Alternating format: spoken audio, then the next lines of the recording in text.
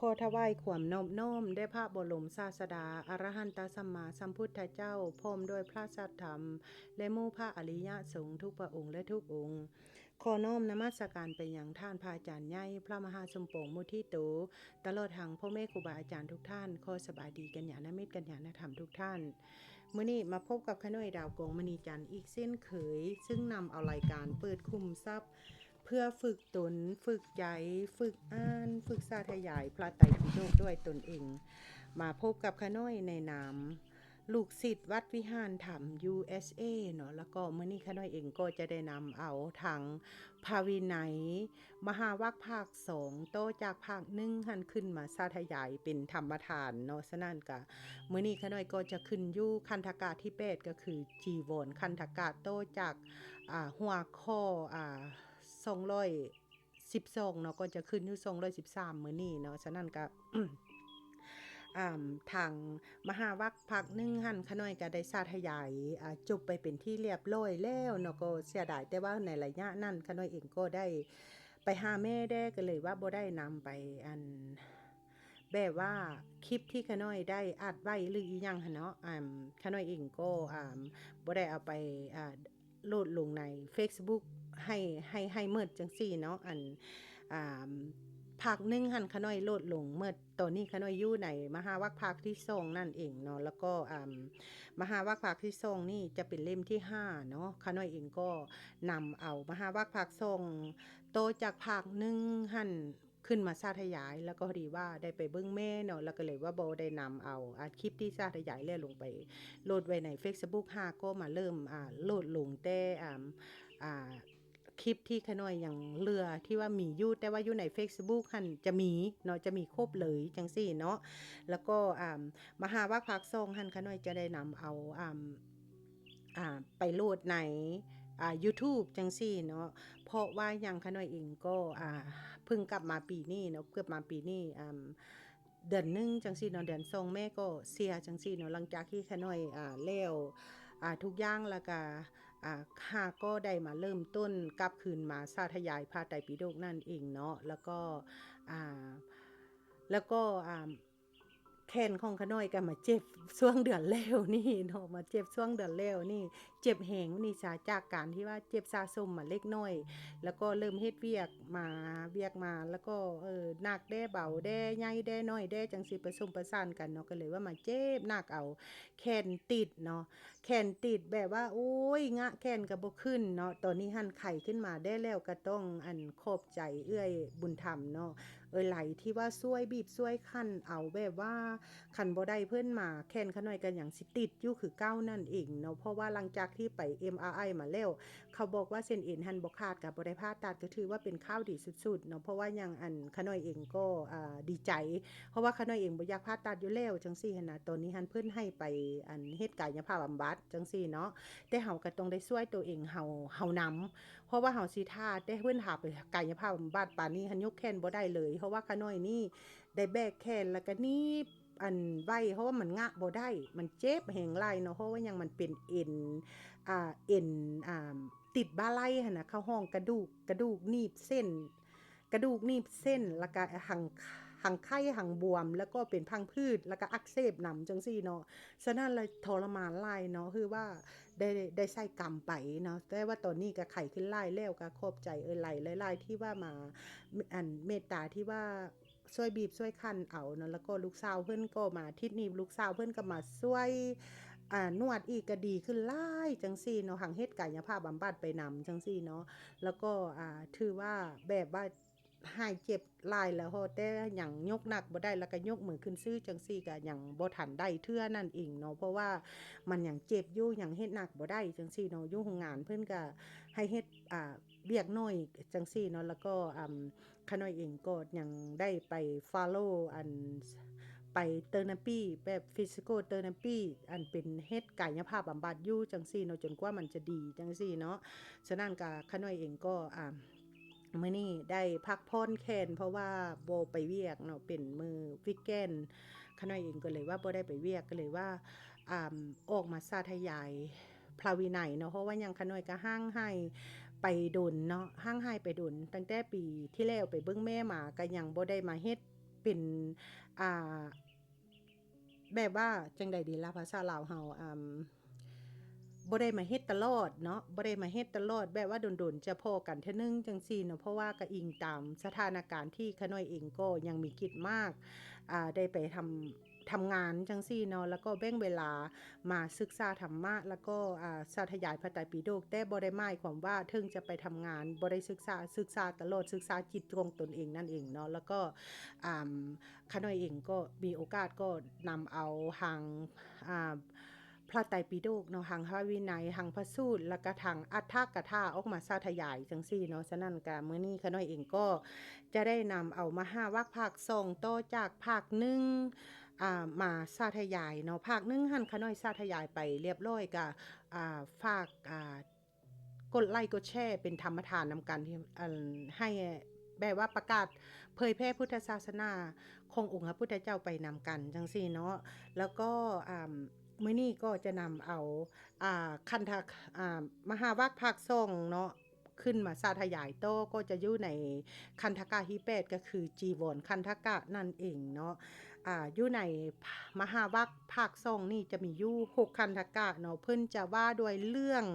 เครื่องนั่งเภสัชบ่กฐินจีวรแล้วก็นิคหกรรมบ่แล้วก็การทะเลาะวิวาทแล้วก็การสามัคคีจังซี่เนาะความสามัคคีจังซี่เนาะอยู่ในมหาวรรคภาคที่1หั่นจะอยู่นำกัน4คันธกะเนาะเพิ่นจะว่าด้วยเรื่องอุปสมบทตั้งแต่เริ่มแรกที่องค์พระพุทธเจ้าตรัสรู้บ่จังซี่เนาะแล้วก็ไปประดิษฐานพุทธศาสนาแล้วก็อุโบสถแล้วก็จำพรรษาแล้วก็ปาวารณาอันนี้หั่นแบบว่าองค์รวมอยู่ในมหาวรรคภาค1เนาะแล้วก็อยู่ภาค2นี่ก็คือว่าด้วยเรื่องเครื่องนั่งเภสัชแล้วก็กฐินจีวรนิคหกรรมแล้วก็การทะเลาะวิวาทแล้วก็สามัคคีแล้วต้องกราบขออภัยความสามัคคีจังซี่เนาะอันนี้จะอยู่ในคันอยู่ในมหาวรรคภาค2นั่นเองเนาะถ้าว่าขาน้อยเว้าสิ่งใดสิ่งหนึ่งผิดพลาดประการใดก็ต้องกราบขออภัยเนาะบางครั้งขาน้อยเว้าไวเกินไปบางครั้งแล้วก็ลืมหน้าลืมหลังจังซี่เนาะภาษาก็บ่ได้เต็มที่แล้วก็ภาษาลาวก็บ่ได้เต็มที่ภาษาไทยก็บ่ได้เต็มที่จังซี่เนาะแบบผสมผสานความรู้เล็กน้อยแบบเว้าแล้วนี่บังเอิญว่าลึงว่าใช้ชีวิตอยู่ประเทศอเมริกา20ปลายกว่าปีเนาะ20ปลายกว่าปีจังซี่เนาะก็เลยว่าเว้าบางครั้งก็งงตัวเองเว้าก็มีจังซี่เนาะต้องกราบขออภัยหลายๆเนาะฉะนั้นขาน้อยเองก็จะนำเอาพระวินัยปิฎกมหาวรรคภาค2ขึ้นมาสาธยายโตเป็นธรรมทานนั่นเองเนาะมื้อนี้ฉะนั้นก็น้อมบูชาองค์พระพุทธเจ้านำกันเนาะฉะนั้นขาน้อยขอโอกาสไปหยังท่านพระอาจารย์ใหญ่พระมหาสมปองมุทิโตตลอดทางพ่อแม่ครูบาอาจารย์ทุกท่านขอสบายดีกันญาณมิตรกันญาณธรรมทุกท่านขออนุญาตนำกัญญาณมิตรกัญญาณธรรมทุกท่านเช่นเดียวกันเนาะแล้วก็ถ้าว่าผิดพลาดประการใดขาน้อยเองดาวกงมณีจันทร์ก็ต้องกราบขออภัยไว้ในณที่นี้ขอให้พ่อแม่ครูบาอาจารย์โปรดอดโทษไว้ให้ขาน้อยถ้าว่าอ่านสิ่งใดสิ่งหนึ่งบ่ถูกบ่ต้องบ่คล่องบ่งามบ่จังซี่บ่ถูกตามอักขระพยัญชนะเอามาประกอบใส่กันแล้วบ่ถูกบ่จังซี่ก็ต้องกราบขออภัยเนาะฉะนั้นมื้อนี้ขาน้อยจะขอโอกาสเลยจะนำเอา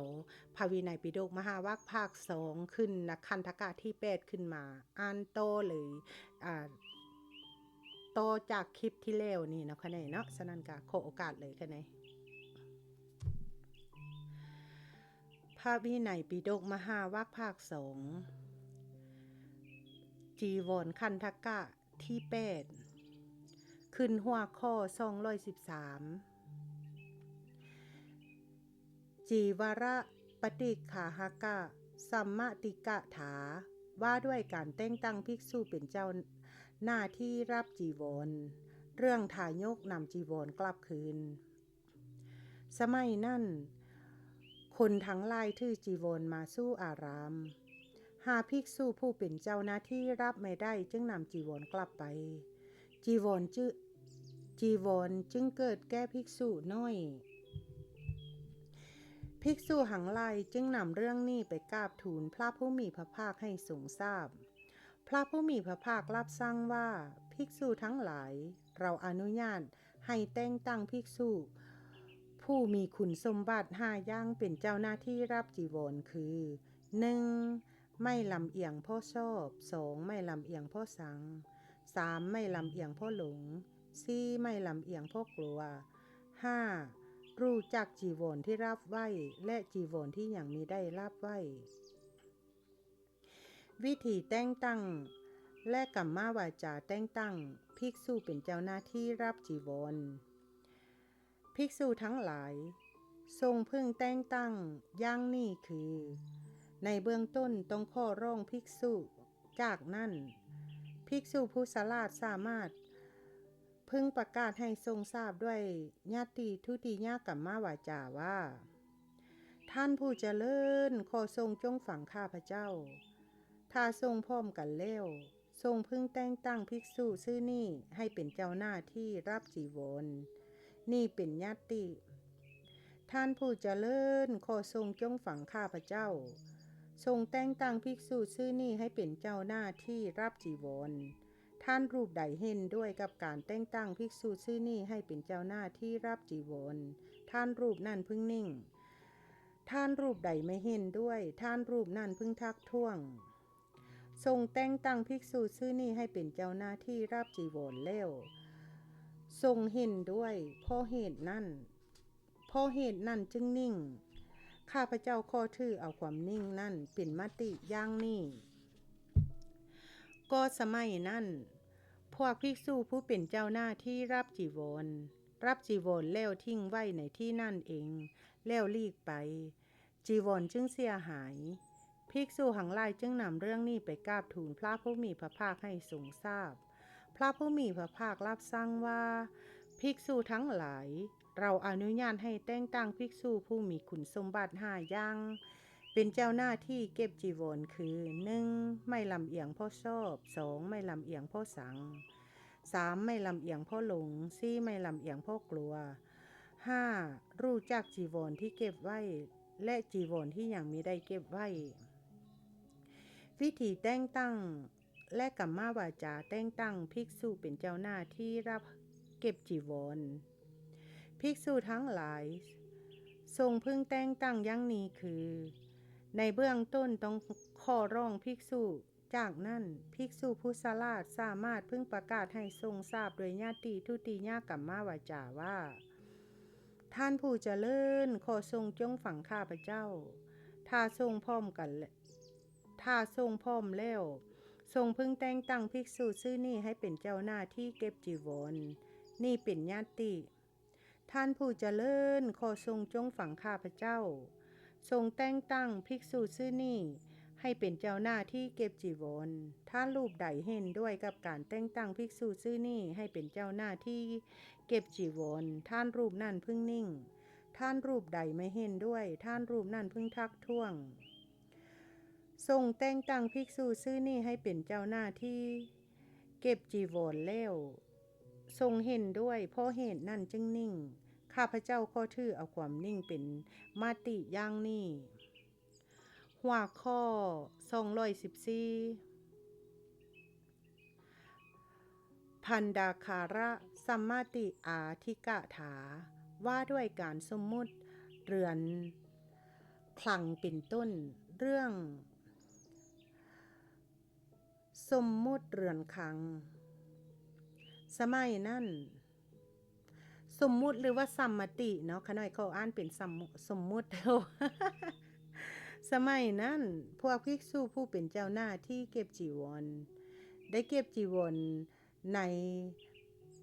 มณฑปะบ้างที่โคนไม้บ้างที่สายขาบ้างที่กลางแจ้งบ้างจีวรถูกนูและปลวกกัดกินภิกษุหังหลายจึงนำเรื่องนี้ไปกราบทูลพระผู้มีพระภาคให้ทรงทราบพระผู้มีพระภาครับสั่งว่าภิกษุทั้งหลายเราอนุญาตให้สมมุติเรือนคลังที่สงฆ์จำนงวังคือวิหารเรือนมุงเทพเดียวปราสาทเรือนโล่นลือถ้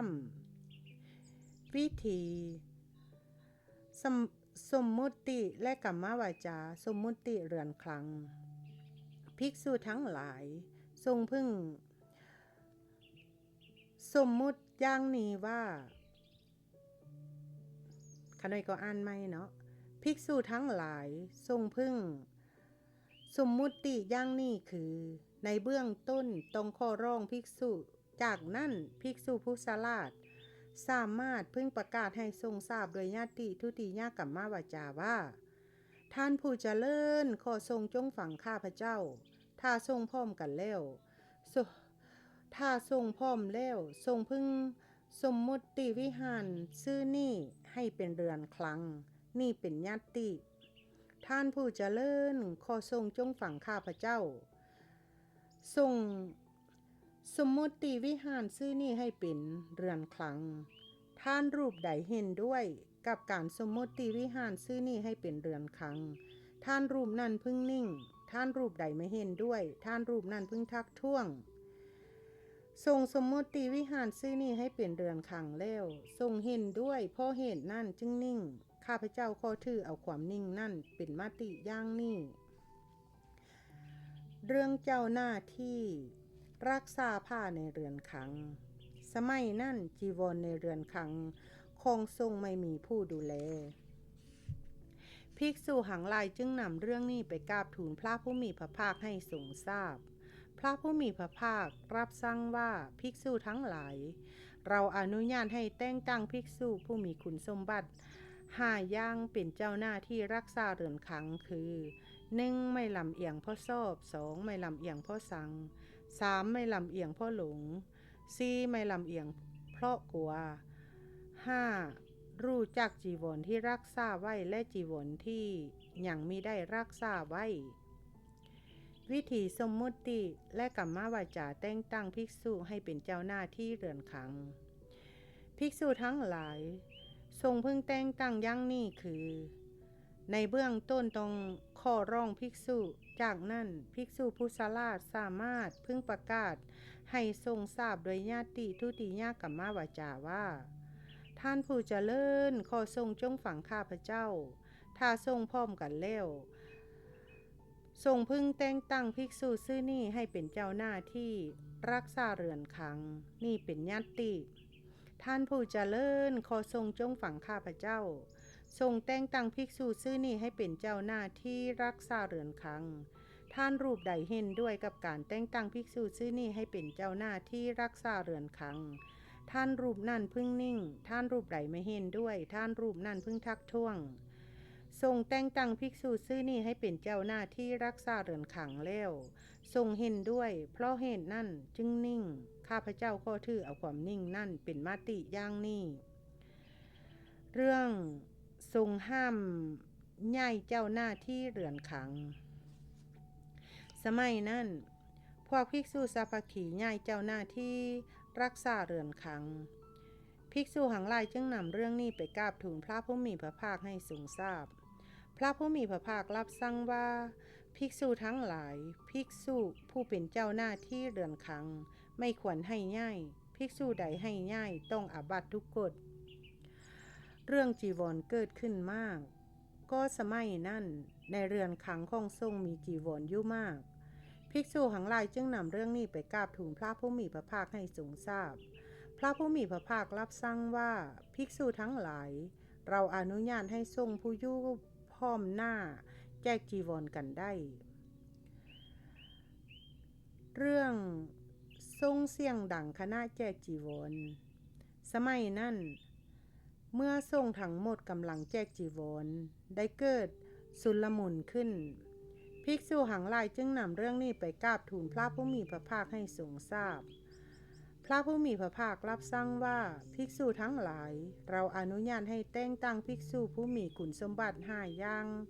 เป็นเจ้าหน้าที่แจกจีวรคือ 1. ไม่ลำเอียงเพราะชอบ 2. ไม่ลำเอียงเพราะชัง 3. ไม่ลำเอียงเพราะหลง 4. ไม่ลำเอียงเพราะกลัว 5. รู้จักจีวรที่แจกและจีวรที่ยังมิได้แจกวิธีแต่งตั้งและกัมมวาจาแต่งตั้งภิกษุให้เป็นเจ้าหน้าที่แจกจีวรภิกษุทั้งหลาย ทรงพึงแต่งตั้งอย่างนี้คือ ในเบื้องต้นต้องข้อร้องภิกษุจากนั้นภิกษุผู้ฉลาดสามารถพึงประกาศให้ทรงทราบด้วยญาติทุติยกัมมวาจาว่าท่านผู้เจริญขอทรงจงฝังข้าพเจ้าถ้าทรงพร้อมแล้วทรงพึงแต่งตั้งภิกษุชื่อนี้ให้เป็นเจ้าหน้าที่แจกจีวรนี่เป็นญาติท่านผู้เจริญขอทรงจงฝังข้าพเจ้าทรงแต่งตั้งภิกษุชื่อนี้ให้เป็นเจ้าหน้าที่แจกจีวรท่านรูปใดเห็นด้วยกับการแต่งตั้งภิกษุชื่อนี้ให้เป็นเจ้าหน้าที่แจกจีวรท่านรูปนั้นพึงนิ่งท่านรูปใดไม่เห็นด้วยท่านรูปนั้นพึงทักท้วงทรงแต่งตั้งภิกษุชื่อนี้ให้เป็นเจ้าหน้าที่แจกจีวรแล้วทรงเห็นด้วยเพราะเหตุนั่นจึงนิ่งข้าพเจ้าขอถือเอาความนิ่งนั่นเป็นมาติอย่างนี้เรื่องวิธีแจกจีวรสมัยนั้นพวกภิกษุผู้เป็นเจ้าหน้าที่แจกจีวรได้มีความคิดดังนี้ว่าควรแจกจีวรอย่างไรหนอภิกษุทั้งหลายจึงนำเรื่องนี้ไปกราบทูลพระผู้มีพระภาคให้ทรงทราบพระผู้มีพระภาครับสั่งว่าภิกษุทั้งหลายเราอนุญาตให้คัดเลือกผ้าก้อนแล้วพิจารณาคิดทั่วกันต้องกราบขออภัยนับภิกษุแล้วผูกผ้าเป็นมัดตั้งส่วนจีวรไว้เรื่องวิธีให้ส่วนแบ่งสมัยนั้นพวกภิกษุผู้เป็นเจ้าหน้าที่แจกจีวรได้มีความคิดดังนี้ว่า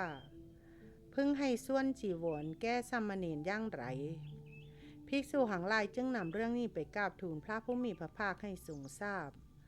พระผู้มีพระภาครับสั่งว่าภิกษุทั้งหลายเราอนุญาตให้มอบแก่สามเณรครึ่งส่วนเรื่องให้แลกส่วนของตนสมัยนั้นภิกษุรูปหนึ่งประสงค์จะรีบเดินทางโดยจะรับส่วนของตนไปด้วยภิกษุทั้งหลายจึงนำเรื่องนี้ไปกราบทูลพระผู้มีพระภาคให้ทรงทราบพระผู้มีพระภาครับสั่งว่าภิกษุทั้งหลายเราอนุญาตให้มอบส่วนของตนแก่ภิกษุผู้รีบเดินทางมาเบิ่งสึงอัดที่เพิ่นได้บอกไว้ข้างถึงว่าอนุญาตแบบว่าเว้าถึงเกี่ยวกับสามเณรมอบอันแก่สามเณรอันครึ่งส่วนหั่นนะสามเณรเนาะเพิ่นบอกว่าสามเณรในที่นี่หั่นไม่เอาสามเณรที่อวดตัวเองว่าเป็นใหญ่เนาะเพิ่นบอกจังซั่นเนาะแล้วก็ไม่ช่วยทำกิจที่พึ่งทำแก้ภิกษุเล่าอื่นมุ่งแต่จะเรียนบาลีและอัฏฐกถาเนาะแล้วก็ทำวัดปฏิบัติแก้อุปชาอาจารย์เท่านั้น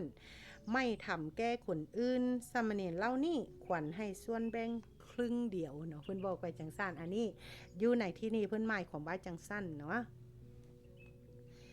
ขณะขออ่านต่อเรื่องให้ส่วนพิเศษสมัยนั้นภิกษุรูปหนึ่งประสงค์จะรีบเดินทางไปกับส่วนพิเศษภิกษุหังหลายจึงนำเรื่องนี้ไปกราบทูลพระผู้มีพระภาคให้ทรงทราบพระผู้มีพระภาครับสั่งว่าภิกษุทั้งหลายเราอนุญาตให้มอบส่วนพิเศษในเมื่อให้สิ่งทดแทนเรื่องวิธีให้ส่วนจีวรสมัยนั้นภิกษุเจ้าหน้าที่แจกจีวรได้มีความคิดดังนี้ว่าเพิ่งให้ส่วนจีวรส่วนที่ไม่พอแจกอย่างไรหนอคือจะให้ตามลำดับผู้มาถึงหรือตามลำดับพรรษานะอันนี้เพิ่นอันแบบว่าจะแจกจีวรแล้วก็เลยว่ามีความคิดแบบว่าบ่แน่บ่นอนแบบความคิดหลังเลคิดเพิ่นคิดก่อนจังซี่หั่นนะเพิ่นคิดก่อนจะเฮ็ดแบบใดดีเนาะจะแจกอันแบบใดดีเนาะอีหยังประมาณนั้นหั่นนะแล้วก็ภิกษุหังหลายจึงนำเรื่องนี้ไปกราบทูลพระผู้มีพระภาคให้ทรงทราบพระผู้มีพระภาครับสั่งว่าภิกษุทั้งหลายเราอนุญาตให้สมยอม ส่วนที่พร่องแล้วแจกสลากเนาะแบบว่ามีการนะสมโยมกันเนาะแบบว่ามีการเพ่นพร้อมกันนั่นแหละไปแล้วก็มาแบบว่าจับสลากจังซี่เนาะปนี้มาขึ้นหัวข้อ215จีวรจีวระจีวระราสนกถาว่าด้วยนำย่อมจีวรเรื่องย่อมจีวรโดยโคไหมสมัยนั้นพวกภิกษุใส่โคไหมบ้างดินแดงบ้างย่อมจีวรมีซี่คล่ำภิกษุหังหลายจึงนำเรื่องนี้ไปกราบทูลพระผู้มีพระภาคให้ทรงทราบพระผู้มีพระภาครับสั่งว่าภิกษุทั้งหลายเราอนุญาตนำย่อม6ชนิดคือนำย่อมจากรากไม้นำย่อมจากต้นไม้นำย่อมจากเปลือกไม้นำย่อมจากใบไม้นำย่อมจากดอกไม้และนำย่อมจากผลไม้เรื่องย่อมด้วยน้ำเย็นสมัยนั้นพวกภิกษุใส่น้ำย่อมที่เย็นย่อมจีวรมีกลิ่นเหม็นสาบภิกษุหังหลายจึงนำเรื่องนี้ไปกราบทูลพระผู้มีพระภาคให้ทรงทราบพระผู้มีพระภาครับสั่งว่าภิกษุทั้งหลายเราอนุญาตหม้อย่อมขนาดเล็กไว้ต้มน้ำย่อมเรื่องน้ำย่อมล้นออกภิกษุทั้งหลายจึงนำเรื่องนี้ไปกราบทูลพระผู้มีพระภาคให้ทรงทราบพระผู้มีพระภาครับสั่งว่าภิกษุทั้งหลายเราอนุญาตให้ผูกตะกล้อกันลุมกันน้ำล้นต้องกราบขออภัยเรื่องไม่รู้ว่านำย่อมเดือดแล้วหรืออย่างไม่เดือดสมัยนั้นพวกภิกษุไม่รู้ว่านำย่อมต้มเดือดแล้วหรืออย่างไม่เดือดภิกษุหังหลายจึงนำเรื่องนี้ไปกราบทูลพระผู้มีพระภาคให้ทรงทราบพระผู้มีพระภาครับสั่งว่าภิกษุทั้งหลายเราอนุญาตให้ยดญาตินำลงในน้ำหรือบนลังเล็บเรื่องยกหม้อน้ำย่อมลงสมัยนั้นพวกภิกษุยกหม้อน้ำย่อมลงทำหม้อกลิ้งตกแตกภิกษุหังหลายจึงนำเรื่องนี้ไปกราบทูลพระผู้มีพระภาคให้ทรงทราบพระผู้มีพระภาครับสั่งว่าภิกษุทั้งหลายเราอนุญาตกระบวยตักน้ำย่อมเป็นภาชนะมีด้ามเรื่องไม่มีภาชนะสำหรับย่อมสมัยนั้นพวกภิกษุไม่มีภาชนะสำหรับย่อมภิกษุหังหลายจึงนำเรื่องนี้ไปกราบทูลพระผู้มีพระภาคให้ทรงทราบพระผู้มีพระภาครับสั่งว่าภิกษุทั้งหลายเราอนุญาตอ้างและโม่ไว้สำหรับย่อมเรื่องขย่ำจีวรในทาสและในบาทสมัยนั้นพวกภิกษุขย่ำจีวรลงในทาสบ้างในบาทบ้างจีวรปริขาดภิกษุหังหลายจึงนำเรื่องนี้ไปกราบทูลพระผู้มีพระภาคให้ทรงทราบพระผู้มีพระภาครับสั่งว่าภิกษุทั้งหลายเราอนุญาตล่างสำรับย่อมเรื่องตากจีวรบนพื้นสมัยนั้นพวกภิกษุตากจีวรบนพื้นดินจีวรเปื้อนฝุ่นภิกษุหังหลายจึงนำเรื่องนี้ไปกราบทูลพระผู้มีพระภาคให้ทรงทราบพระผู้มีพระภาครับสั่งว่าภิกษุทั้งหลายเราอนุญาตเครื่องรองทำด้วยหญ้าเรื่องปวกกัดเครื่องรองทำด้วยหญ้าเครื่องรองทำด้วยหญ้าถูกปวกกัดภิกษุหังหลายจึงนำเรื่องนี้ไปกราบทูลพระผู้มีพระภาคให้ทรงทราบพระผู้มีพระภาครับสั่งว่าภิกษุทั้งหลายเราอนุญาตราวจีวรและทรายละเดืองเรื่องแขวนจีวรพับกลางพวกภิกษุแขวนจีวรพับกลางนำย่อมยดออกจากสายจีวรทั้งสองข้างภิกษุหังหลายจึงนำเรื่องนี้ไปกราบทูลพระผู้มีพระภาคให้ทรงทราบพระผู้มีพระภาครับสั่งว่าภิกษุทั้งหลายเราอนุญาตให้ผูกมุมจีวรไว้เรื่องสายจีวรสำรุด สายจีวรสำรุดภิกษุหังหลายจึงนำเรื่องนี้ไปกราบทูลพระผู้มีพระภาคให้ทรงทราบพระผู้มีพระภาครับสั่งว่าภิกษุทั้งหลายเราอนุญาตได้ผูกมุมจีวรเรื่องนำย่อมยดออกจากสายข้างเดียวนำย่อมยดออกจากสายข้างเดียวภิกษุหังหลายจึงนำเรื่องนี้ไปกราบทูลพระผู้มีพระภาคให้ทรงทราบพระผู้มีพระภาครับสั่งว่าภิกษุทั้งหลายเราอนุญาตให้ย่อมจีวรพลิกกลับมาแต่เมื่อญาตินำอย่างหยุดไม่ขาดสายอย่าพึ่งหลีกไปเรื่องจีวรแข็งสมัยนั้นจีวรกลายเป็นผ้าเนื้อแข็งภิกษุหังหลายจึงนำเรื่องนี้ไปกราบทูลพระผู้มีพระภาคให้ทรงทราบพระผู้มีพระภาครับสั่งว่าภิกษุทั้งหลายเราอนุญาตให้จุ่มลงในน้ำเรื่องจีวรหยาบกระด้างสมัยนั้นจีวรเป็นผ้าหยาบกระด้างภิกษุหังหลายจึงนำเรื่องนี้ไปกราบทูลพระผู้มีพระภาคให้ทรงทราบ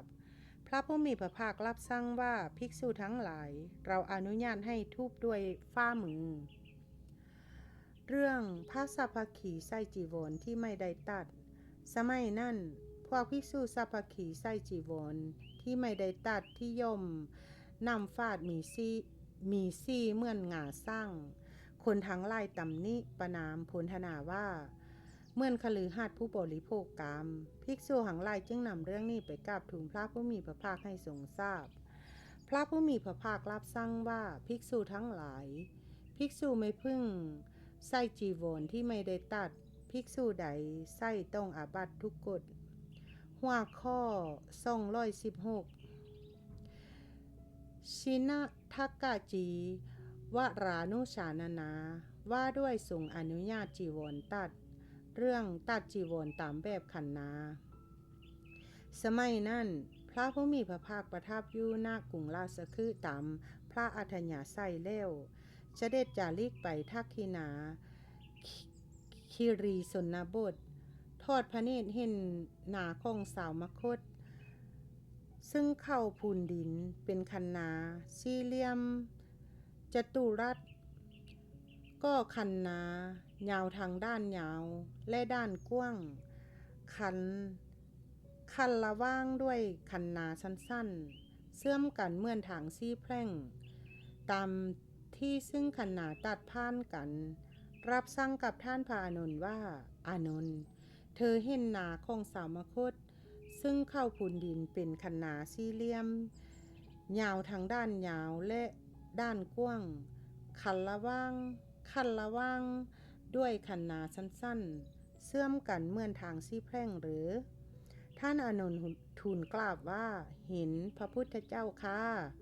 พระผู้มีพระภาคตรัสถามว่าเธอสามารถทำจีวรของภิกษุให้มีรูปอย่างนั้นได้หรือท่านพระอานนท์กราบทูลว่าสามารถทำได้พระพุทธเจ้าค่ะเมื่อพระผู้มีพระภาคประทับอยู่ณทักขินาคิรีสนบทตามพระอัธยาศัยแล้วเสด็จกลับมายังกรุงราชคฤห์อีกครั้งนั้นท่านพระอานนท์แต่งจีวรสำหรับภิกษุหลายรูปแล้วเข้าไปเฝ้าพระผู้มีพระภาคได้กราบทูลดังนี้ว่าขอพระองค์โปรดทอดพระเนตรจีวรที่ข้าพระองค์จัดทำแล้วพระพุทธเจ้าค่ะตัดสรรเสริญพระอานนท์ลำดับนั้นพระผู้มีพระภาคทรงแสดงธรรมมีกถาเพราะเรื่องนี้เป็นต้นเหตุแล้วรับสั่งกับภิกษุทั้งหลายว่าภิกษุทั้งหลายอานนท์เป็นบัณฑิตภิกษุทั้งหลายอานนท์มีปัญญามากที่เข้าใจความหมายที่เราเก้าย่อๆได้ย่างพิสดารเธอทำผ้ากุสิบ้างทำผ้าอัตถกุสิบ้างทำผ้ามณฑลบ้างทำผ้าอัตตมณฑลบ้างทำผ้าวิวัตตะบ้างทาผ้าอนุวิวัตตะบ้างทำผ้าคีเวยกะบ้างทำผ้าสังเมยกะบ้างทำผ้าพาหันตะบ้างจีวรเป็นผ้าที่ต้องตัด เศร้ามองเพราะสัตตาหมอแก้สัมมณะและพวกโจรไม่ต้องการภิกษุทั้งหลายเราอนุญาตสังขาติตัดอุตราทรงตัดและอันตราวาสกตัดก่อนไปหน้าไม้มาเบิ้งเสียงอัดที่เพิ่นได้เว้าถึงมาข้างถึงเนาะคำว่าผ้ากุซี่หั่นเพิ่นบอกว่าคือผ้ายาวที่ติดขอบจีวรทั้งด้านยาวและด้านกว้างเนาะอนุวาตเพิ่นได้ให้วงเล็บอัดวงเล็บไว้แบบนั้นแล้วก็ผ้าอัตตากุซี่หั่นก็คือผ้าสั้นที่ที่แทรกอยู่บนยู่เป็นตอนๆในระหว่างผ้ายาวเนาะแล้วก็ผ้ามณฑลนั่นก็คือผ้ามีบริเวณกว้างใหญ่ในแต่ละตนของจีวร5ตนเนาะก็คือจีวร5ขั้นนั่นเองเนาะแล้วก็ผ้าอัตตามณฑลหั่นคือผ้ามีบริเวณเล็กๆจังซี่เนาะแล้วก็ผ้าวิวัตตาหั่นคือตอนแล้วก็เพิ่นวงเล็บไว้ให้เนาะขันจังซี่เนาะเป็นตอนเป็นขั้นก็ว่ากันไปเนาะของผ้าที่อยู่ตรงกลางซึ่งเย็บผ้ามณฑลและอัตตมณฑลเข้าด้วยกันเนาะแล้วก็ผ้าอนุวัตอนุวิวัตตะคือผ้าทรงต้นผ้าทรงตนต้องการขออภัยผ้าทรงตนแล้วก็ที่อยู่ข้างด้านของจีวรเนาะแล้วก็ผ้าตัวนี้บ่แจ้งปานใดเนาะผ้าเคเวยากะโอเคก็คือผ้าที่เอาด้วยเย็บเล่มทาบเข้ามาทีหลังเพื่อทำให้มันแน่นเฮ็ดให้มันแน่นเนาะแล้วก็บริเวณพันรอบคอเนาะแล้วก็ผ้าสังเมยากะหั่นคือผ้าที่เอาได้เย็บทาบเข้าทีหลังบริเวณปิดแข็งเนาะแล้วก็ผ้าหันตาหันก็คือผ้าทรงด้านของจีวรที่ภิกษุเมื่อห่มจีวรขนาดพอดีจะม้วนมาพาดไว้บนแขนหันหน้าออกด้านนอกจังซี่เนาะอันนี้ก็คือซึ่งที่เพิ่นเอาแต่ละคำของผ้าที่ท่านพระอานนท์เพิ่นตัดเนาะแล้วก็เพิ่นเอามาขยายความโตให้เราเข้าใจว่าหมายถึงแบบใดจังซี่ที่ว่าพระองค์ท่านได้เว้ามาข้างบนข้างถึงที่ขน้อยได้อ่านมาแล้วนั่นเนาะขออนุญาตขึ้นหัวข้อ217โตเลยค่ะเนี่ยหัวข้อ217ติจีวารานุชานานาว่าด้วยการอนุญาตไตรจีวรเรื่องทอดพระเนตรเห็นภิกษุแบกห่อจีวรสมัยนั้นพระผู้มีพระภาคประทับอยู่ณกรุงราชคฤห์ตามพระอัธยาศัยแล้วเสด็จจาริกไปกรุงเวสาลีพระผู้มีพระภาคทรงดำเนินทางไกลระหว่างกรุงราชคฤห์ต่อกับกรุงเวสาลีได้ทอดพระเนตรเห็นภิกษุในธรรมวินัยนี้จำนวนมากห่อผ้าพลุงพลังบ้างก็ทูลห่อผ้าที่พับดังฟูกไว้บนศีรษะบ้างก็แบกขึ้นบ้างก็กระเดียดไว้ที่สะเอวเดินมาคันทอดพระเนตรเห็นแล้วพระผู้มีพระภาคได้มีพระดำริว่าโมฆะบุรุษเล่านี่หมกมุ่นเพื่อความมากในจีวรเลือกเกินยากกันนั่นเลยเราควรกำหนดเขตแดนเราควรกำหนดกฎเกณฑ์ในเรื่องผ้าแก้ภิกษุทั้งหลายแล้วเสด็จจาริกไปโดยลำดับจนถึงกรุงเวสาลีประทับอยู่ที่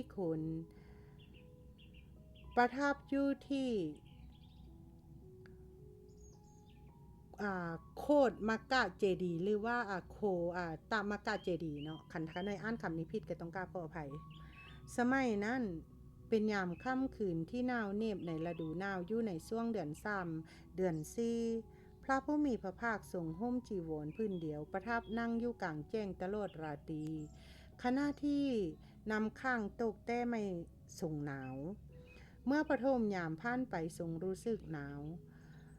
ทรงห่มจีวรพื้นที่ซ่องจึงไม่ทรงหนาวเมื่อมาสิมายามผ่านไป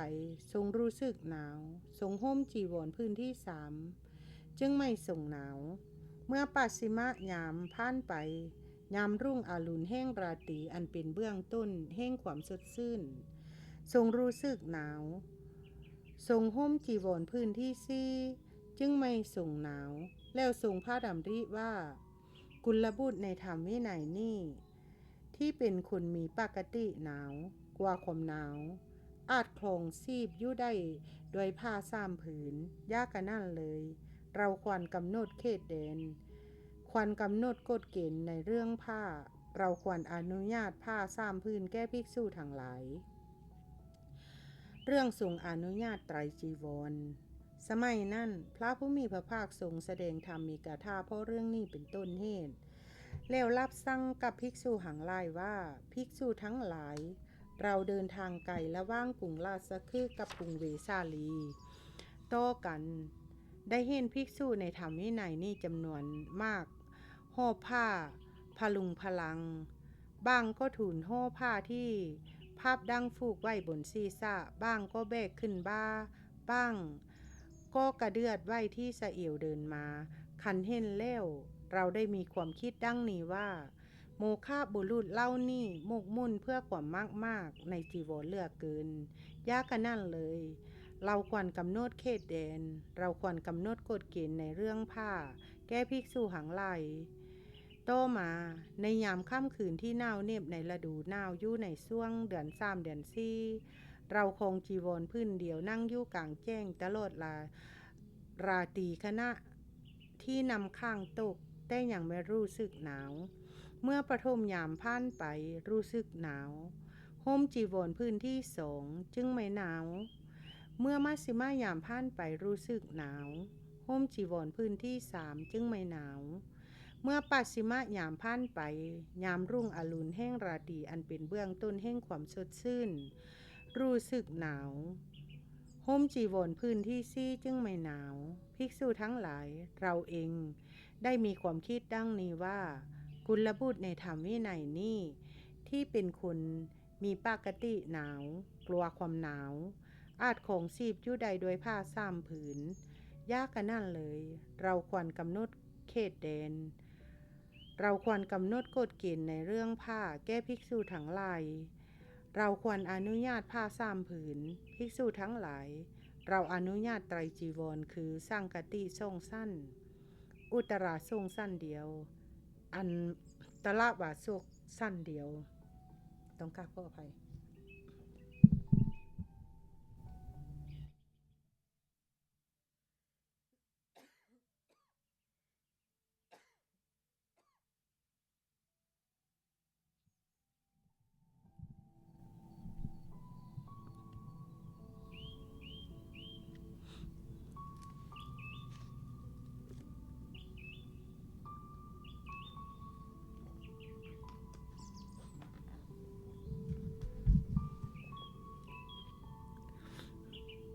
ต้องกราบขออภัยเนาะหัวข้อ218อาติเรกะจีวรากถาว่าด้วยอดิเรกจีวรเรื่องพระสัพพคีทรงอดิเรกจีวรชุดอื่นเข้าบ้านสมัยนั้นพวกภิกษุสัพพคีทราบว่าพระผู้มีพระภาคทรงอนุญาตไตรจีวรแล้วจึงใส่ใจจีวรชุดหนึ่งเข้าบ้านใส่ไตรจีวรอีกชุดหนึ่งอยู่ในอารามใส่ไตรจีวรอีกชุดหนึ่งลงส่งน้ำบรรดาภิกษุผู้มากน้อยสันโดษต่ำนี้ประนามโพลธนาว่าฉะนั้นพวกภิกษุสัพพคีจึงส่งอดิเรกจีวรเล่าแล้วนำเรื่องนี้ไปกราบทูลพระผู้มีพระภาคให้ทรงทราบลำดับนั้นพระผู้มีพระภาค ทรงแสดงธรรมมีกาถาเพราะเรื่องนี้เป็นต้นเหตุรับสั่งว่าภิกษุทั้งหลายภิกษุไม่พึงสงฆ์อดิเรกจีวรภิกษุใดสงฆ์พึงปรับอาบัติตามธรรมสมัยนั้นอดิเรกจีวรเกิดขึ้นแก่ท่านพระอานนท์ท่านพระอานนท์ต้องการ จะถวายอดิเรกจีวรนั่นแก่ท่านพระสารีบุตรแต่ท่านพระสารีบุตรอยู่เมืองสาเกตที่นั่นท่านพระอานนท์ได้มีความคิดดังนี้ว่าพระผู้มีพระภาคทรงบัญญัติสิกขาบทไว้ว่าภิกษุไม่พึงทรงอดิเรกจีวรก็อดิเรกจีวรนี่เกิดขึ้นแก่เราต้องการจะถวายท่านพระสารีบุตรแต่ท่านอยู่ที่เมืองสาเกตเราจะพึงปฏิบัติอย่างไรหนอครั้งนั้นท่านพระอานนท์จึงได้นำเรื่องนี้ไปกราบทูลพระผู้มีพระภาคให้ทรงทราบพระผู้มีพระภาคตรัสถามว่าอานนท์อีกนานเพียงไรสารีบุตรจะกลับมาท่านพระอานนท์กราบทูลว่าอีก9 วันหรือ10 วันจึงจะกลับมาพระพุทธเจ้าค่ะลำดับนั้นพระผู้มีพระภาคทรงแสดงธรรมมีกาถาเพราะเรื่องนี้เป็นต้นเหตุรับสั่งกับภิกษุทั้งหลายว่าภิกษุทั้งหลายเราอนุญาตให้ทรงอดิเรกจีวรไว้ได้10 วันเป็นอย่างมากเรื่องอดิเรกจีวรเกิดขึ้นสมัยนั้นอดิเรกจีวรเกิดขึ้นแก่พวกภิกษุลำดับนั้นภิกษุทั้งหลายได้มีความคิดดังนี้ว่าพวกเราจะปฏิบัติอดิเรกจีวรอย่างไรแล้วนำเรื่องนี้ไปกราบทูลพระผู้มีพระภาคให้ทรงทราบพระผู้มีพระภาครับสั่งว่าภิกษุทั้งหลายเราอนุญาตให้วิกับอดิเรกจีวรเรื่องทรงอนุญาตผ้าป่าเมื่ออันตรวาสุขาดทะลุสมัยนั้นพระผู้มีพระภาคประทับอยู่ณกรุงเวสาลีตามพระอัธยาศัยแล้วเสด็จจาริกไปทางกรุงพาราณสีเสด็จจาริกไปโดยลำดับจนถึงกรุงพาราณสีทราบว่าพระผู้มีพระภาคประทับอยู่ณป่าอิสิปตนะมฤคทายวันเขตกรุงพาราณสี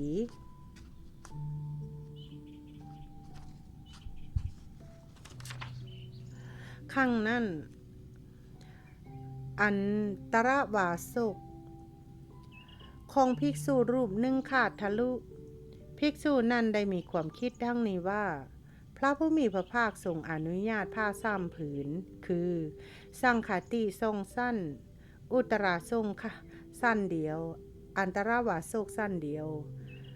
ก็อันตรวาสกของเราพื้นนี้ขาดทะลุยากกันนั่นเลยเราควรทาบผ้าป่าบริเวณโดยรอบจะเป็นทรงสั้น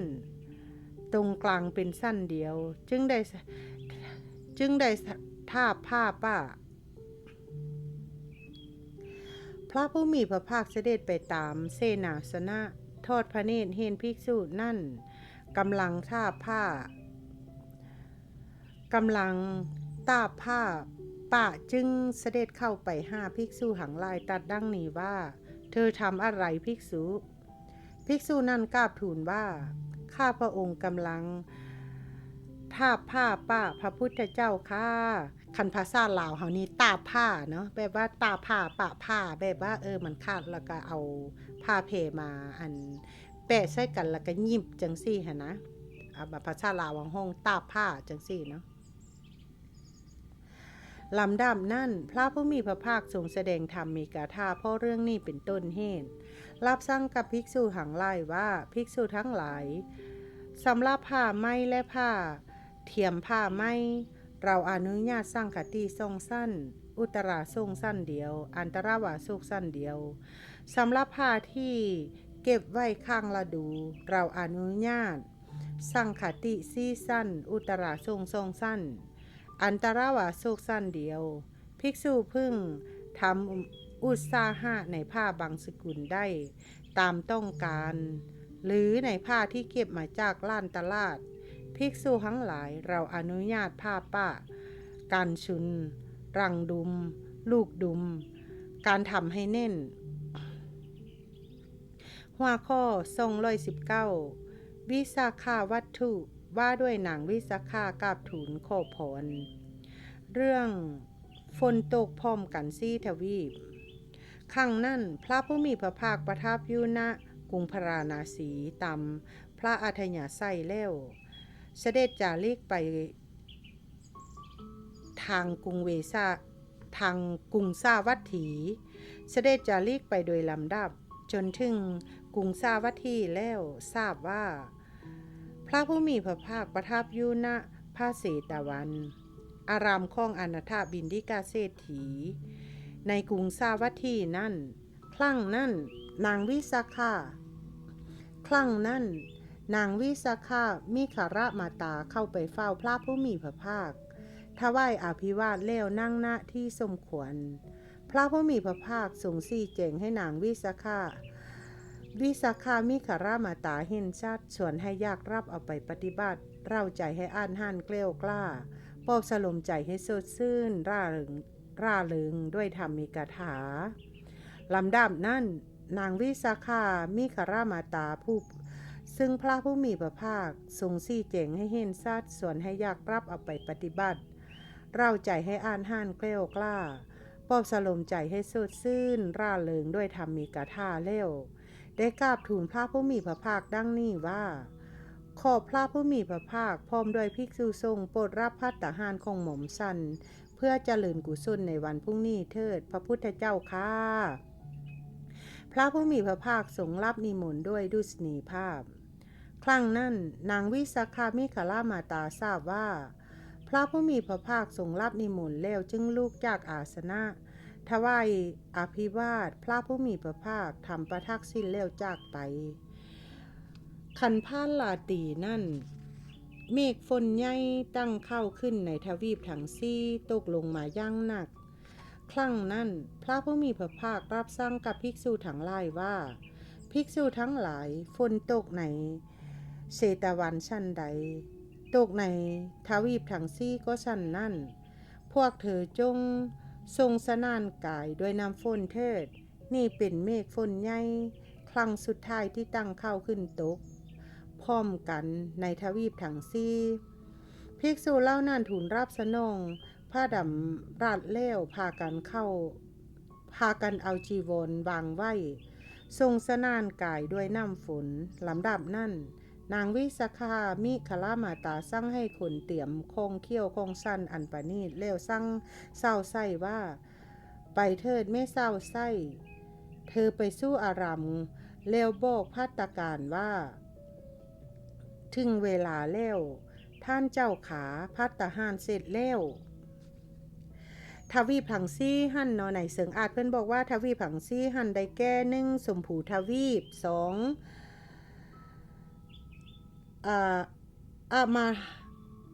มาระโคญานทวีปคันน้อยอ่านคำนี้ผิดก็ต้องกราบขออภัย3อุตระกุลูทวีป4บุพวิเทหทวีปเนาะอันนี้คือทวีปผังซี่เพิ่นได้ก้าวมาเนาะนางทาสีรับคำเล้วไปสู้อารามเห็นพวกภิกษุเอาจีวรวางไว้ทรงสนานกายด้วยน้ำฝนอยู่คิดว่าไม่มีภิกษุอยู่ในอารามมีแต่พวกอาศิวกกำลังทรงสนานด้วยน้ำฝนจึงกลับไปหานางวิสาขามิคารมาตาได้กล่าวดังนี้ว่าแม่เจ้าไม่มีภิกษุอยู่ในอารามมีแต่พวกอาศิวกกำลังทรงสนานกายด้วยน้ำฝนครั้งนั้นนางวิสาขามิคารมาตาผู้เป็นบัณฑิตเฉลียวฉลาดมีปัญญาได้มีความคิดดังนี้ว่าพวกพระคุณเจ้าคงเอาจีวรวางไว้ทรงสนานกายด้วยน้ำฝนเป็นแน่นางทาสีคนนี้เป็นคนเขาจึงเข้าใจว่า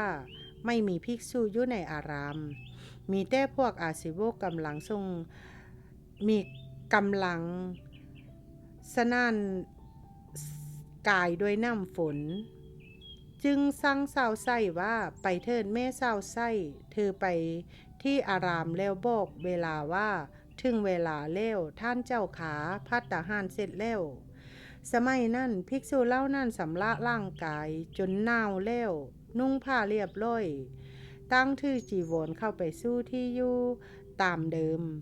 นางทาสีนั่นไปสู้อารามไม่พบพวกภิกษุเข้าใจว่าไม่มีภิกษุในอาราม อารามว่างเป้าจึงกลับไปหานางวิสาขามิคาลามาตาได้กล่าวดังนี้ว่าแม่เจ้าไม่มีภิกษุในอารามว่างเปล่าลำดับนั้นนางวิสาขามิคารามาตาผู้เป็นบัณฑิตเฉลียวฉลาดมีปัญญาได้มีความคิดดังนี้ว่าพวกพระคุณเจ้าคงจะสำระร่างกายจนหนาวเลี้ยวนุ่งผ้าเรียบร้อยตั้งถือจีวรเข้าไปสู้ที่ยู่ตามเดิมนางทาซี่คนนี้เป็นคนเขาจึงเข้าใจว่าไม่มีภิกษุในอารามว่างเป้าจึงสั่งเศร้าไส้อีกว่าไปเถิดแม่เศร้าไส้เธอไปที่อารามแล้วบอกภัตตาการว่าถึงเวลาแล้วท่านเจ้าขาภัตตาหารเสร็จแล้วลำดับนั้นพระผู้มีพระภาคตรัสเรียกภิกษุหังหลายมารับสั่งว่าพวกเธอจงเตรียมบาตรและจีวรถึงเวลาภัตตาหารแล้วภิกษุเหล่านั้นทูลรับสนองพระพุทธดำรัสแล้วคันเวลาเศร้าพระผู้มีพระภาคของอันตรวาสุกทรงถือบาตรและจีวรเสด็จให้ไปในพระเชตวัน ปรากฏที่ซุ้มประตูบ้านนางวิสาขามิคาลามาตาก้อนไปหน้าไม่เนาะมาเบิ้งคำว่าอาศิวกที่ว่าเพื่อนได้เศร้าไส้เข้าใจนะเพื่อนบอกว่าเป็นชื่อเรียกของพวกนักบวชเปื่อยนั่นเองเนาะฉะนั้นเราจะเงินให้เศร้าไส้ของนางวิสาขาหันเข้าใจว่าเป็นพวกศิวกเป็นพวกนักเปื่อยขิงที่ว่านักบวชเปื่อยนะอาศิวกที่ว่าเปื่อยขิงจังซี่นะแบบบนุ่งผ้าเนาะฉะนั้นเราเพิ่งจึงเข้าใจผิดเนาะขณะก็อ่านโตเปรียบเหมือนคนมีกำลังเหยียดแขนที่คู่หรือคู่แขนที่เหยียดประทับนั่งบนพุทธอาสนะที่เข้าปูไว้พร้อมด้วยภิกษุสงฆ์ครั้งนั้นนางวิสาขามิคารามาตาลื่นเริงบันเทิงใจว่าน่าอัศจรรย์จริงผู้เจริญทั้งหลายไม่เคยปรากฏผู้เจริญทั้งหลายพระตถาคตทรงมีฤทธิ์มากทรงมีอานุภาพมากเมื่อห่วงนำไล่หนองไปแค่เข้าบ้างเมื่อห่วงนำไล่หนองไปแค่สะเอวบ้างเท้าหรือจีวรของภิกษุสักรูปเดียวก็ไม่เปียกน้ำเลยจึงได้ประเคนภิกษุทรงมีพระพุทธเจ้าเป็นประธานด้วยข้องเขี้ยวข้องสั้นอันประณีตด้วยมือตนเองกระทั่งพระผู้มีพระภาคเสวยเสร็จแล้วทรงลาพระหัตถ์จากบาทนั่งเฝ้าอยู่หน้าที่สมควรกราบทูลว่าหม่อมสั้นกราบทูลขอผล8ประการพระพุทธเจ้าค่ะพระผู้มีพระภาคตรัสว่าตถาคตทั้งหลายเลิกให้ผลเสียแล้ววิสาขานางวิสาขากราบทูลว่าหม่อมสั้นทูลขอผลที่เหมาะสมและไม่มีโทษพระพุทธเจ้าค่ะพระผู้มีพระภาคตรัสว่าจงพูดมาเถิดวิสาขาเรื่องนางวิสาขาขอผลเพื่อถวายผ้าอาบน้ำฝนเป็นต้นนางวิสาขามิคาลามาตากราบทูลว่าพระพุทธเจ้าขาหม่อมสั้นประสงค์จะถวายผ้าวสิกะสาดกถวายอาคันตุกะพัดถวายคามิกพัดถวายคีลานพัดถวายคีลานุปทาปทากพัดถวายคีลานาเพชันถวายทุวาญาคูแก้พระสงฆ์และถวายผ้าอาบน้ำฝนแก้ภิกษุณีสงฆ์จนตลอดชีวิตมาเบิ่งเสริงอัดก้อนไปหน้าไม่เนาะผ้าวสิกะสาดกหั่นก็คือผ้าอาบน้ำฝนนะเพิ่นบอกไว้จังสั้นแล้วก็อาคันตุกะพัดหั่นคืออาหารสำหรับภิกษุที่มาขอพักอาศัยไม่ใช่ยุประจำเนาะแล้วก็เพิ่นห้องอาคันตุกะพัดเนาะอันนี้เนาะแล้วก็คามิกะพัดหั่นก็คืออาหารสำหรับภิกษุที่เตรียมจะเดินทางไปคีลานพัดหั่นคืออาหารสำหรับภิกษุไข้แล้วก็คีลานุปทากพัดหั่นก็คืออาหารสำหรับภิกษุผู้พยาบาลภิกษุไข้เนาะแล้วก็คีลานาเภสัชหั่นก็คือเภสัชสำหรับภิกษุไข้ ทุวะยาคูหั่นก็คือข้าวต้มที่ถวายเป็นประจำนั่นเองเนาะอันนี้ก็คืออันได้อ่านมาขน้อยได้อ่านมาข้างถึงหั่นเนาะพระผู้มีพระภาคตรัสถามว่าเธอเห็นอำนาจประโยชน์อะไรจึงโคผลเป็ดประกันกับตถาคตนางวิสาขามิคาลามาตากราบทูลว่าพระพุทธเจ้าขาวันนี้หม่อมสั้นสร้างเศร้าไส้ไปว่าไปเถิดแม่เศร้าไส้เธอไปสู้อารามเล้วบอกเวลาว่าได้เวลาแล้วท่านเจ้าขาพัตตาหารเสร็จแล้วคันนางไปสู้อารามได้เห็นภิกษุเอาจีวรวางไว้ทรงสนานกายด้วยน้ำฝนอยู่จึงเข้าใจว่าไม่มีภิกษุอยู่ในอารามมีแต่พวกอาศิโวกกำลังทรงสนานกายด้วยน้ำฝนจึงกลับมาเข้าห้าหม่อมชันบอกดังนี้ว่าแม่เจ้าไม่มีภิกษุอยู่ในอารามมีแต่พวกอาศิโวกกำลังทรงสนานกายด้วยน้ำฝน1. การเปื่อยกายไม่งามน่าเกลียดน่าสังหม่อมสั้นเห็นอำนาจประโยชน์นี้จึงปรารถนาถวายผ้าวสิกาชาดกแก้พระทรงจนตลอดชีวิต 2. อีกอย่างหนึ่งภิกษุอาคันตุกะไม่สำนาญหนทางไม่รู้จักที่ขู่โจรบิณฑบาตลำบากภิกษุอาคันตุกะนั่นฉันอาคันตุกะพัดข้องหม่อมฉันพอสำนาญทางรู้จักที่ขู่โจรจะเที่ยวบิณฑบาตได้ไม่ลำบากหม่อมฉันเห็นอำนาจประโยชน์นี้จึงปรารถนาถวายอาคันตุกะพัดแก้พระทรงจนตลอดชีวิต 3. อีกอย่างหนึ่งภิกษุผู้เตรียมตัวจะเดินทางมัวแสวงหาภัตตาหารเพื่อตุนอยู่จะพลาดจากหมู่เกวียนหรือถึงที่ตุนจะไปอยู่เมื่อพลบค่ำจะเดินทางลำบากภิกษุผู้เตรียมจะเดินทางนั่นชันคะมิกะพัดของหม่อมสั้นแล้วจะไม่พลาดจากหมู่เกวียนหรือไม่ถึงที่ตุนจะไปอยู่ทันเวลาจะได้เดินทางไม่ลำบากหม่อมสั้นเห็นอำนาจประโยชน์นี้จึงปรารถนาถวายคมิกพัดแก้พระทรงจนตลอดชีวิต 4. อีกอย่างหนึ่งเมื่อภิกษุไข้ไม่ได้โภชนาหารที่เป็นสัพพายะอาพาธจะกำเริบหรือจะถึงมรณภาพได้ภิกษุไข้นั่นสั้นคิลานาพัดของหม่อมชันแล้วอาพาธจะทุเลาหรือไม่ถึงมรณภาพหม่อมชันเห็นอำนาจประโยชน์นี้จึงปรารถนาถวายคิลานนาพัดแก้พระทรงจนตลอดชีวิต 5. อีกอย่างหนึ่งภิกษุผู้พยาบาลภิกษุไข้มัวแสวงหาภัตตาหารเพื่อตนเองจะนำภัตตาหารไปถวายภิกษุไข้ในเวลาสายตนเองจะอดอาหารภิกษุผู้พยาบาลภิกษุไข้นั่นได้สั้นคิลานุปทากภัตของหม่อมสั้นแล้วจะนำภัตตาหารไปถวายภิกษุไข้ได้ทันเวลาตนเองก็ไม่อดอาหารหม่อมชันเห็นอำนาจประโยชน์นี้จึงปรารถนาถวายคีลานุปทากภัตแก้พระทรงจนตลอดชีวิต 6. อีกอย่างหนึ่งเมื่อภิกษุไข้ไม่ได้เพชัดที่เป็นสัพพยะอาพาธจะกำเริบหรือถึงมรณภาพได้ภิกษุไข้นั่นสั้นคีลานาเพชัดของหม่อมสั้นแล้วอาพาธจะหลุหรือ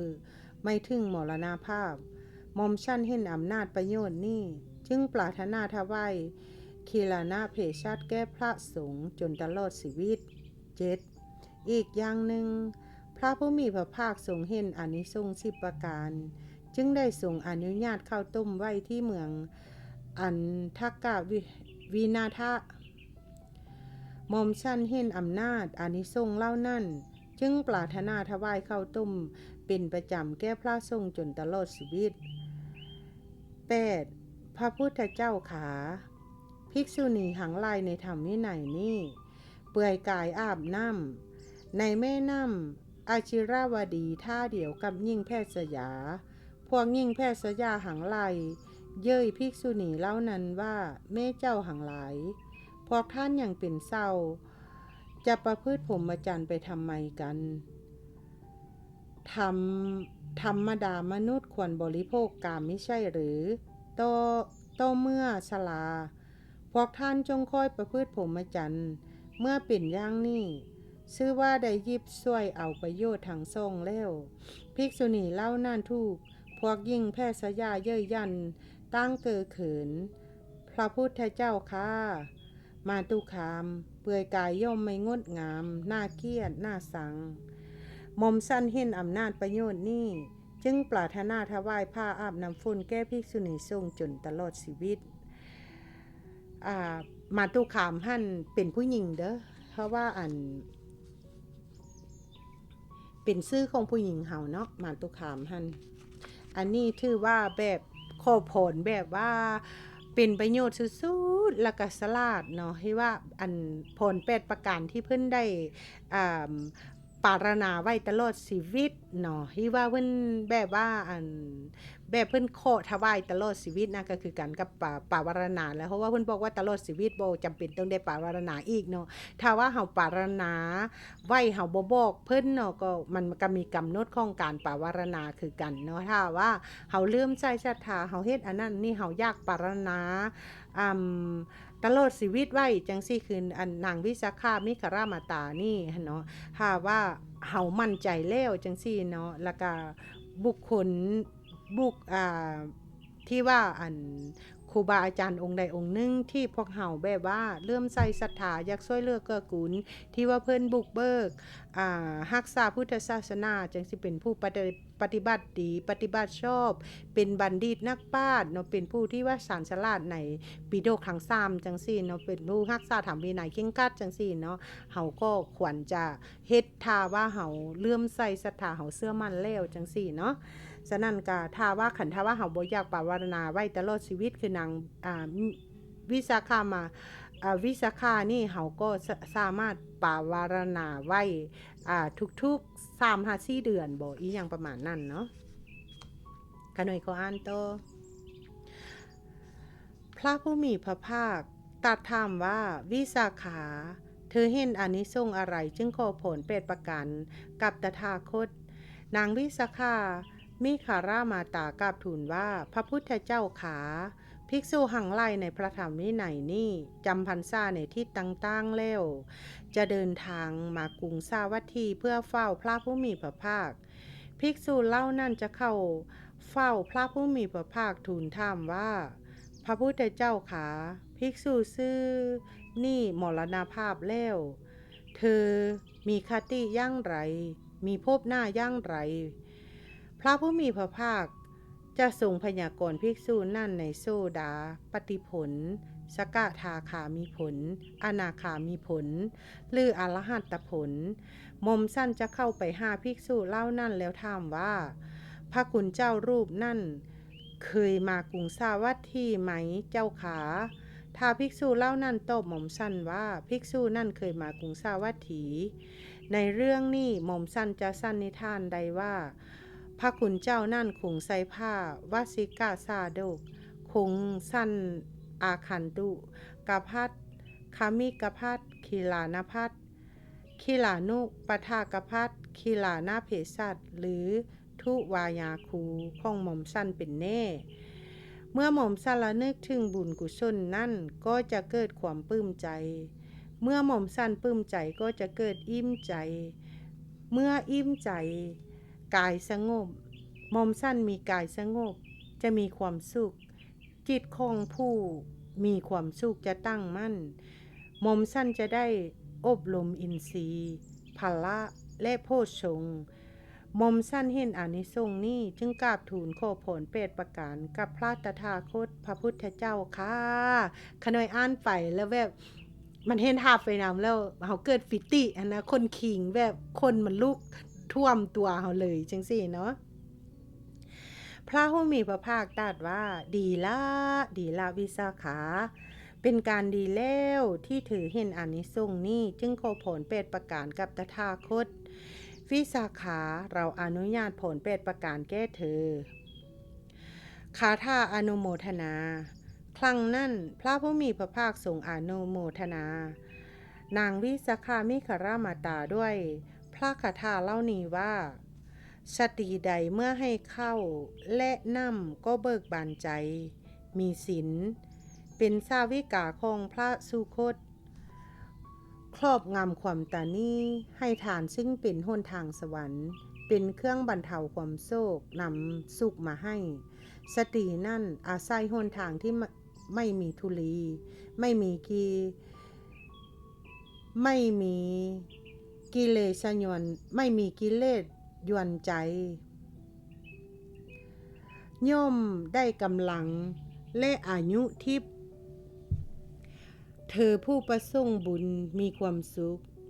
มีพลานามัยย่อมปลื้มใจในสาวสวรรค์ตลอดกาลนานครั้งนั้นพระผู้มีพระภาคทรงอนุโมทนาต่อนางวิสาขามิครามาตาด้วยภาคาถาเล่านี้แล้วเสด็จจากอาสนะแล้วเสด็จกลับครั้งนั้นพระผู้มีพระภาคทรงแสดงธรรมมีกาถาเพราะเรื่องนี้เป็นต้นเหตุรับสั่งกับภิกษุทั้งหลายว่าภิกษุทั้งหลายเราอนุญาตภาวสิกะสาดกอาคันตุกะพัทคามิกะพัทคิลานาพัทคิลานุปทากพัทคิลานะเพศัตทุวยาคูและผ้าอาบน้ำสำหรับภิกษุณีสงฆ์วิสาขาผานาวาระจบหัวข้อ220เป็นภาษาลาวเนาะหรือเป็นภาษาไทยก็หัวข้อ220นิสีธนาที่อนุชานานาว่าด้วยทรงอนุญาตผ้ารองนั่งเป็นต้นเรื่องภิกษุนอนหลับขาดสติสัมปชัญญะสมัยนั้นภิกษุหังหลายสั่นอาหารอันประณีตจำวัดหลับขาดสติสัมปชัญญะเมื่อพวกเธอจำวัดหลับขาดสติสัมปชัญญะนำอสุจิออกมาเพราะความฝันเสนาสนะเปื้อนนำอสุจิครั้งนั้นพระผู้มีพระภาคทรงมีท่านพระอานนท์ตามเสด็จจาริกไปตามเสนาสนะได้โทษพระเนตรเห็นเสนาสนะเปื้อนนำอสุจิจึงตรัสถามท่านพระอานนท์ว่าอานนท์เสนาสนะนั่นเปื้อนอะไรท่านพระอานนท์กราบทูลว่าเวลานี้ภิกษุสั่นอาหารย่างดีจำวัดหลับขาดสติสัมปชัญญะเมื่อพวกภิกษุเล่านั่นจำวัดหลับขาดสติสัมปชัญญะนำอสุจิออกมาเพราะความฝันเสนาสนะนี้จึงเปื้อนนำอสุจิพระพุทธเจ้าค่ะพระผู้มีพระภาคตรัสว่าย่างนั่นแลอานนท์ย่างนั่นแลอานนท์พอเมื่อภิกษุเล่านั่นจำวัดหลับขาดสติสัมปชัญญะนำอสุจิย่อมออกมาเพราะความฝันอานนท์นำอสุจิของภิกษุผู้จำวัดหลับมีสติตั้งมั่นมีสัมปชัญญะย่อมไม่ออกมาอานนท์นำอสุจิแม้ของปุถุชนผู้ปราศจากความกำหนัดในกามย่อมไม่ออกมาอานนท์ย่อมไม่มีทางเป็นไปได้ไม่ใช่โอกาสที่นำอสุจิของพระอรหันต์จะออกมาต่อมาพระผู้มีพระภาคทรงแสดงธรรมมีกาถาเพราะเรื่องนี้เป็นต้นเหตุรับสั่งกับภิกษุหังหลายว่าภิกษุหังหลายวันนี้เรามีอานนท์เดินตามหลังเที่ยวจาริกไปตามเสนาสนะได้เห็นเสนาสนะเปื้อนนำอสุจิจึงถามอานนท์ว่าอานนท์เสนาสนะนั่นเปื้อนอะไรอานนท์ตอบว่าเวลานี้ภิกษุสั่นอาหารย่างดีจำวัดหลับขาดสติสัมปชัญญะเมื่อภิกษุเล่านั่นจำวัดหลับขาดสติสัมปชัญญะนำอสุจิออกมาเพราะความฝันเสนาสนะเปื้อนนำอสุจิเราก้าวรับรองว่าย่างนั่นแลอานนท์ย่างนั่นแลอานนท์เพราะเมื่อภิกษุเล่านั่นจำวัดหลับขาดสติสัมปชัญญะ อานนท์นำอสุจิย่อมออกมาเพราะความฝันนำอสุจิของภิกษุผู้จำวัดหลับมีสติตั้งมั่นมีสัมปชัญญะย่อมไม่ออกมาอานนท์นำอสุจิแม้ของปุถุชนผู้ปราศจากความกำหนัดในกามย่อมไม่ออกมาอานนท์ย่อมไม่มีทางเป็นไปได้ไม่ใช่โอกาสที่นำอสุจิของพระอรหันต์จะออกมานอนหลับขาดสติสัมปชัญญะมีโทษ5 อย่างภิกษุทั้งหลายภิกษุที่จำวัดหลับขาดสติสัมปชัญญะมีโทษ5 อย่างคือ 1. หลับเป็นทุกข์ 2. ตื่นเป็นทุกข์ในเสิงอัดเนาะเพิ่นบอกว่าปุถุชนผู้ปราศจากความกำหนัดในกามหันก็คือผู้ปกติในศาลเนาะขออ่านต่อเลยค่ะเนี่ย 3. เห็นความฝันเหลว 4. เทวดาไม่รักษา 5. นำอสุจิเคลื่อนภิกษุทั้งหลายภิกษุที่จำวัดหลับขาดสติสัมปชัญญะมีโทษ5 อย่างนี่แลนอนหลับมีสติสัมปชัญญะมีอานิสงส์5 อย่างภิกษุทั้งหลายภิกษุที่จำวัดหลับมีสติมั่นมีสัมปชัญญะมีอานิสงส์5 อย่างคือ 1. หลับเป็นสุข 2. ตื่นเป็นสุข 3. ไม่เห็นความฝันเหลว 4. เทวดารักษา 5. นำอสุจิไม่เคลื่อนภิกษุทั้งหลายภิกษุที่จำวัดหลับมีสติตั้งมั่นมีสัมปชัญญะมีอานิสงส์5 อย่างนี่แลภิกษุทั้งหลายเราอนุญาตผ้ารองนั่งเพื่อรักษากายรักษาจีวรรักษาเสนาสนะเรื่องผ้าปูนั่งพื้นเล็กเกินไปสมัยนั้นผ้ารองนั่งมีขนาดเล็กเกินไปป้องกันเสนาสนะได้ไม่หมดภิกษุหังหลายจึงนำเรื่องนี้ไปกราบทูลพระผู้มีพระภาคให้ทรงทราบพระผู้มีพระภาครับสั่งว่าภิกษุทั้งหลายเราอนุญาตให้ทำผ้าปูนนใหญ่ได้ตามที่ภิกษุต้องการเรื่องฟีดาดสมัยนั้นท่านพระเพลทาสีสะผู้เป็นพระอุปสาของท่านพระอานนท์อาพาธเป็นโรคฟีดาดผ้านุ่งห่มเกลอะต้องกล่าวขออภัยผ้านุ่งห่มเกลอะกลางติดตัวเพราะน้ำเหลืองแบบว่าเปื้อนเปื้อนหั่นล่ะไปพวกภิกษุเอาน้ำซุปผ้าแล้วนั่นแล้วค่อยๆดึงออกมาพระผู้มีพระภาคเสด็จจาริกไปตามเสนาสนะได้ทอดพระเนตรเห็นภิกษุเล่านั่นกำลังเอาน้ำซุปผ้าแล้วค่อยๆดึงออกจึงเสด็จเข้าไปหาภิกษุเล่านั่นตัดดังนี้ว่าภิกษุทั้งหลายภิกษุรูปนี้อาพาธเป็นโรคอะไรพวกภิกษุทูลกราบทูลว่าอาพาธเป็นโรคฝีดาษผ้านุ่งห่มเกลอะกลังที่ตัวเพราะน้ำเหลืองพวกข้าพระองค์เอาน้ำซุ่มผ้าเล่านั่นแล้วค่อยๆดึงออกพระพุทธเจ้าค่ะลำดับนั้นพระผู้มีพระภาคทรงแสดงธรรมมีกถาเพราะเรื่องนี้เป็นต้นเหตุรับสั่งกับภิกษุทั้งหลายว่าภิกษุทั้งหลายเราอนุญาตผ้าปิดฝีแก้ภิกษุอาพาธที่เป็นหิดตุ้มผุพองหรือฝีดาษ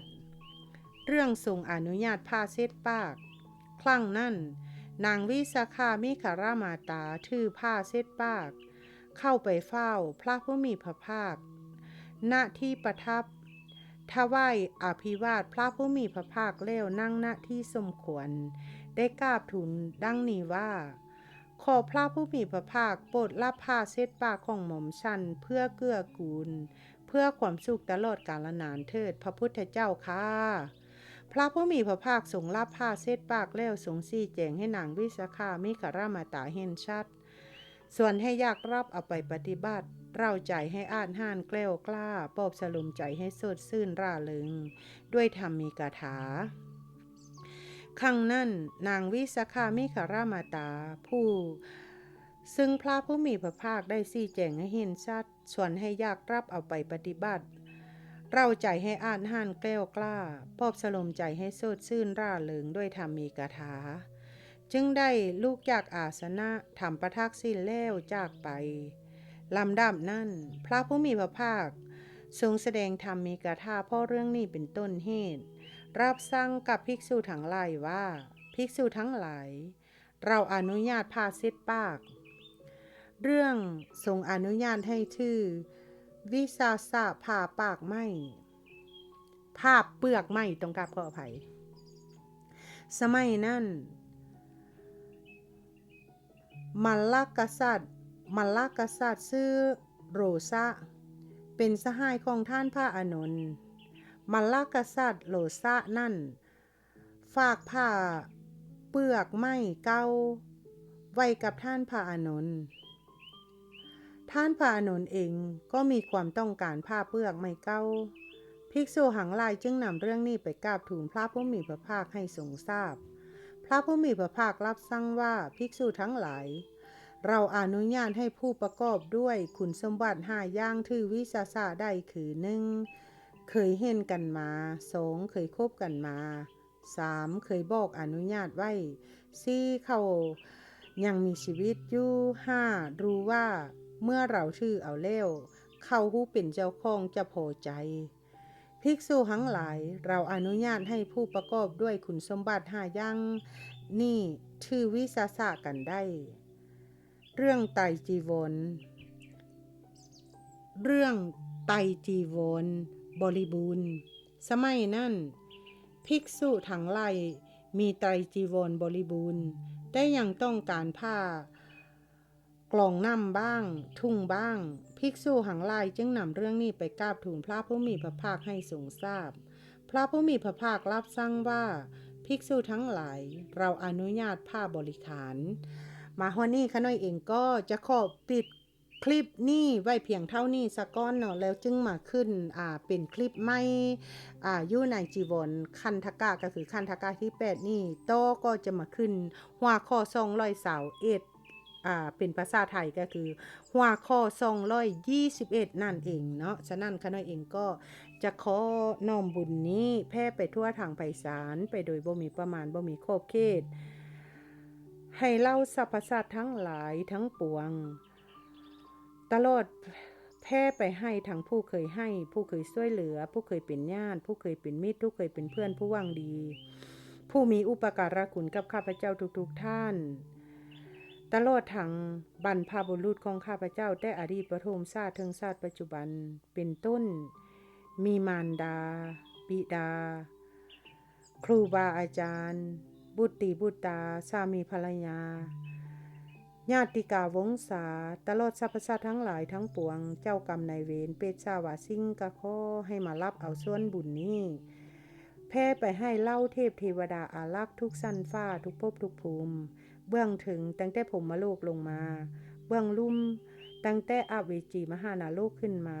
ตลอดทั่วฟ้าจักรวาลจงมารับบุญกุศลจากข้าพเจ้าดาวกองมณีจันทร์แพร่ไปให้สรรพสัตว์ทั้งหลายทั้งปวงยุคประเทศสหรัฐอเมริกาตลอดทางประเทศไทยประเทศลาวและทั่วทุกโลกนี่ก็ขอได้มารับส่วนบุญนี้ทางเจ้าภูมิเจ้าทานแม่พระธรณีก็ให้อนุโมทนาขออัญเชิญเล่าเทพเทวดานำข้าวนี่ไปบอกแก่สรรพสัตว์ผู้อย่างบ่ทันฮู้ให้ได้รับรู้ให้ได้ร่วมอนุโมทนาหากท่านใดตกทุกข์ให้พ้นจากทุกข์หากท่านใดถึงสุขแล้วก็ขอถึงสุขยิ่งขึ้นไปจนตราบเท่าเข้าสู่พระนิพพานด้วยกันทุกท่านทุกตัวตนทุกคนเทินสาธุสาธุสาธุพบกันใหม่คลิปหน้าค่ะนาย